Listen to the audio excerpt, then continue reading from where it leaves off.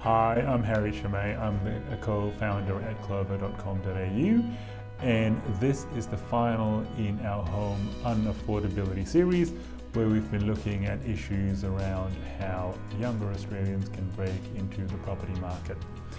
In the first episode, we looked at the structural causes of home unaffordability.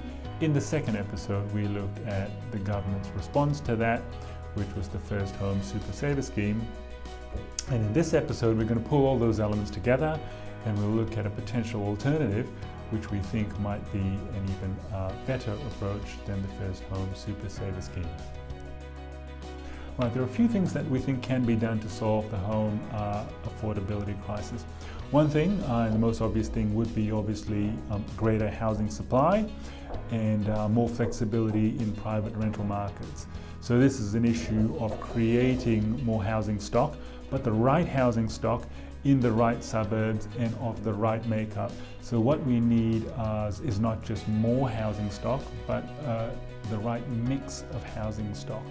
So we need, yes, freestanding properties, but we also need newer apartments and townhouses and higher density housing in and around the key transport hubs of our major capital cities. We also need to fix the private rental market, and I'm glad to see that certain governments are taking the lead on that to make it more equitable for people who are forced to rent for years before moving into home ownership. Now finally, what we can do, and I think this is important, is adjust some taxation measures. At the moment, there's a large advantage to people who borrow to invest in residential property. The government has instituted some rule changes to take some of the heat off of that, as has the banking regulator APRA, in terms of the amount of lending to property investors.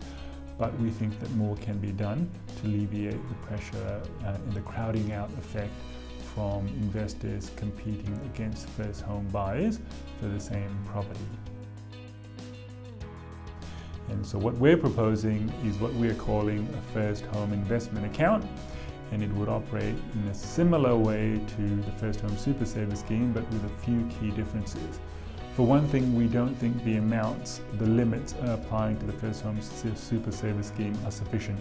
We know that even though prices are coming off, the average person in Sydney is likely to need a deposit north of $80,000, and in Melbourne more like $70,000.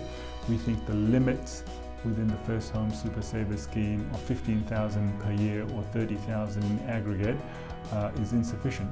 So we're proposing with the First Home Investment Account a limit of $30,000 in contributions per year and an aggregate limit of $120,000 per eligible person.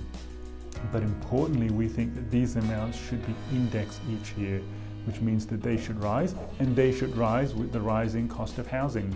So they should be indexed to a measure of house prices. Secondly, we think that there should be some tax incentives to the individuals for using the First Home Investment Account. And in a similar measure to the First Home Super Saver Scheme, we think that individuals should be able to salary sacrifice or contribute pre-tax income into a First Home Investment Account.